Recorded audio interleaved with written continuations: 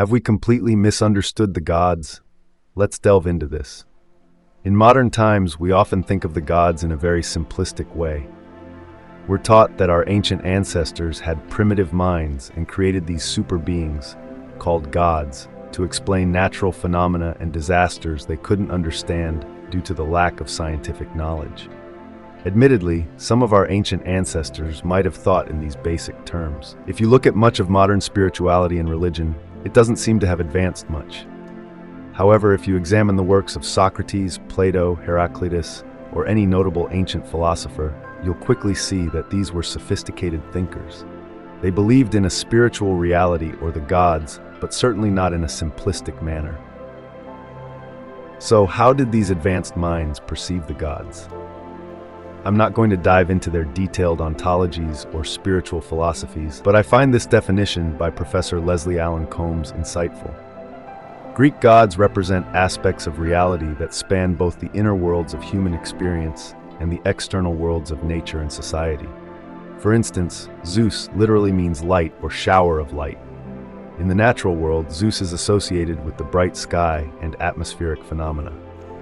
In Homeric Greece, however, he symbolized inner light and illumination, kindling a spirit of lucidity that permeated the other gods in Greek culture. Zeus represents aspects of both human consciousness and outer phenomena, both as real today as they were to the Greeks. Another modern thinker who understood the gods similarly was Carl Jung. For Jung, the gods were alive as archetypes in the collective unconscious of humanity. If you're new to the concept of the collective unconscious, you might be wondering what it is. Jung divided the human psyche into several parts. The conscious mind is what you're aware of right now, encompassing your persona and ego. Then there's the personal unconscious, the dark twin of your conscious mind. This is where the shadow resides, along with repressed elements, fears, hidden potential, and undiscovered parts of yourself. Beneath all this is the collective unconscious, the psyche's foundation we all share, containing archetypes, primordial concepts and powers that are more or less static and universal patterns and symbols shared across humanity. Combining all this gives you a basic idea of what Jung meant by archetypes. Similar to the ancient conception of gods, these archetypes are fundamental to human experience. Now, with that exposition out of the way, let's focus on a particular archetype that fascinated Jung, the Greek Hermes or Roman Mercury. You might know Hermes as the messenger god, a swift deity traveling between mortals and the divine. But this barely scratches the surface and doesn't explain Jung's fascination with the figure. Why do many Jungian thinkers associate Hermes with synchronicity? Or why did Jung connect Hermes with his process of individuation? And why is there still so much interest in Hermes today? Hermes was the son of Zeus and a nymph named Maia. Raised in secret in a cave by his mother, Hermes was no ordinary baby. He was clever and cunning, able to run around, communicate, and devise complex plans. One day, baby Hermes escaped from his hidden home and, craving meat, devised a plan to steal Apollo's sacred cattle. Using his divine cunning, he hid his tracks and confused any pursuer. Eventually, Hermes sacrificed the cattle to the Olympian gods, including himself, a sacrilegious act since he was an illegitimate son of Zeus. Apollo, known for his wisdom and connection to Zeus, eventually found Hermes but couldn't initially make sense of his tricks. When Apollo confronted Maia, she argued that Hermes was just an innocent baby. In some versions, Apollo brought Hermes before Zeus, who laughed it off, proud of his cunning son. In others, Apollo and Hermes settled it themselves, with Hermes giving Apollo a lyre he had invented. This lyre enthralled Apollo, leading him to forgive Hermes and even granting him the caduceus, allowing him to become a fully recognized Olympian. I love this story for many reasons. It illustrates how disruptive energy can become the status quo, similar to political revolutions or technological innovations that start small and eventually transform the establishment. This narrative also highlights Hermes' depth as an archetype. He is much more than a messenger or trickster. He transcends boundaries, innovates, and connects different realms of reality. Hermes is a magician, a slick speaker, a thief, and a boundary-transcending disruptor. But how do we connect this story and mythology of Hermes with our minds? Jung saw mythology and symbolism as outgrowths of the collective unconscious. This realm, where we all unconsciously connect, influences us through dreams, synchronicities, and other phenomena. Understanding this connection, particularly through Jung's work, Psychology and Alchemy, is crucial. Jung found numerous parallels between alchemy, the process of transforming base material into the philosopher's stone, and the individuation process, the journey of transforming the psyche from unconscious to conscious. Jung explored Hermes' role in this process extensively. He viewed Hermes as a guide assisting in the transformation of the psyche. As Jung put it, Mercurius, Hermes, embodies all conceivable opposites, both material and spiritual, and facilitates the transformation between these realms. He is the devil, a redeeming psychopomp, a trickster, and a reflection of God in physical nature, representing both the self and the individuation process. Jung and Jungian analysts also equate Hermes with synchronicity, meaningful coincidences that transcend logical, physical connections. Hermes connects the psychical with the physical, often in unseen, shadowy ways. For example, thinking about a long-lost friend just before they call you illustrates this phenomenon. Hermes personifies this synchronistic moment, appearing at the intersection of mind and matter. This mythopoetic and abstract exploration has practical implications. Why should we think mythologically and archetypally?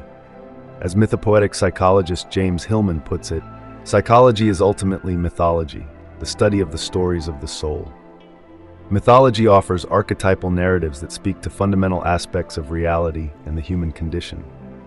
Elements so entrenched that they can only be expressed through narrative.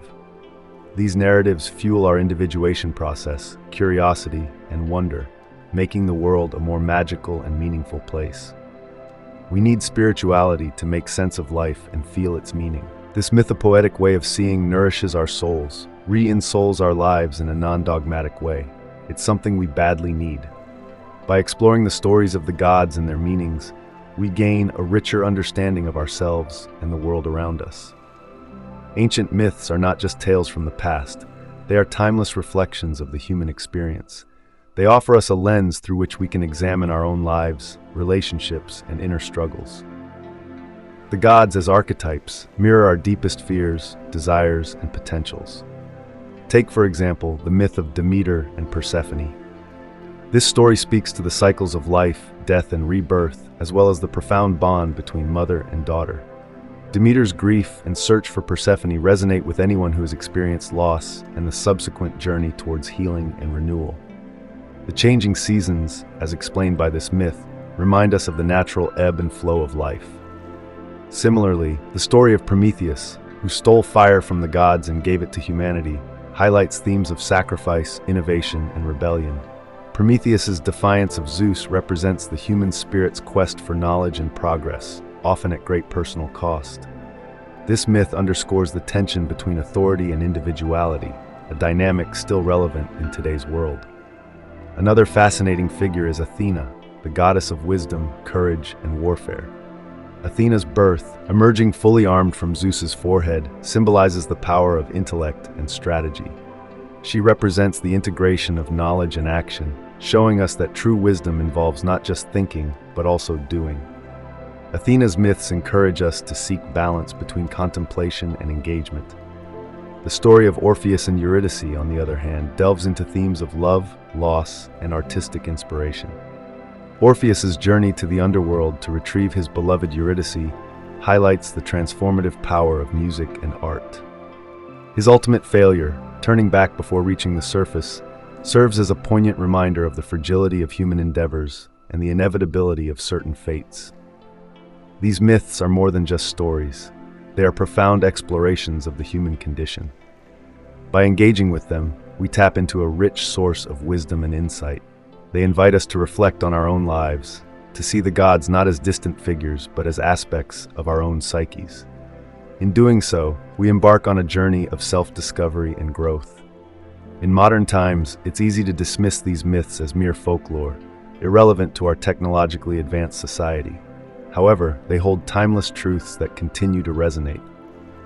The myths of old offer us a language to express complex psychological realities, providing a framework to understand our experiences in a deeper way. This brings us back to the idea of archetypes and the collective unconscious. Jung's insights reveal that these ancient stories are not just relics of a bygone era, but vital, living symbols that shape our thoughts and behaviors. The gods, as archetypes, are powerful forces within our unconscious minds, influencing how we perceive the world and navigate our lives. So when we explore the myths of the gods, we are delving into the very fabric of human consciousness. We are uncovering the patterns and symbols that have shaped human experience for millennia.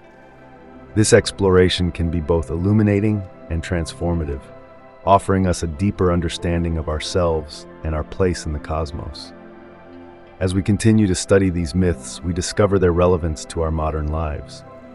The archetypes of the gods speak to universal themes and challenges that we all face. They offer us guidance, inspiration, and a sense of connection to something greater than ourselves. By engaging with these stories, we enrich our own narratives and find meaning in the complexities of life. I encourage you to reflect on the myths that resonate with you. Which gods or archetypal figures do you find most compelling? How do their stories mirror your own experiences and struggles? Share your thoughts and insights in the comments below. Your reflections can inspire others and deepen our collective understanding of these timeless tales. The mythological journey is never-ending, much like the process of individuation described by Jung. Individuation is about integrating the unconscious with the conscious mind, and mythology provides the perfect backdrop for this integration. By immersing ourselves in these ancient tales, we begin to recognize the archetypal patterns at play in our own lives. For instance, consider the hero's journey, a narrative structure found in myths across cultures. This journey, outlined by Joseph Campbell, involves a hero who ventures into the unknown, faces trials, gains wisdom, and returns transformed. It's a universal template for personal growth and transformation. We are all heroes in our own stories, navigating challenges and seeking deeper understanding. Myths also offer valuable lessons about the nature of power and responsibility. The story of King Midas, who wished for everything he touched to turn to gold, serves as a cautionary tale about the dangers of greed and the importance of valuing what truly matters. Midas's regret after turning his loved ones into gold reminds us to be careful what we wish for and to consider the consequences of our actions. The myth of Narcissus, who fell in love with his own reflection, explores themes of vanity and self-obsession. Narcissus's inability to look beyond his own image leads to his demise, illustrating the perils of excessive self-focus. This story encourages us to balance self-love with empathy and connection to others, highlighting the importance of humility and self-awareness. Perseus's adventure to slay Medusa is another example of the hero's journey, filled with symbolism. Medusa, with her petrifying gaze, represents the fearsome aspects of the unconscious that must be confronted and overcome. Perseus's use of a reflective shield to avoid direct confrontation teaches us the power of indirect approaches and clever strategies in overcoming our inner demons. By examining these myths, we see that they provide a rich tapestry of guidance and wisdom. They offer us tools to navigate the complexities of life, helping us understand our inner worlds and our interactions with others.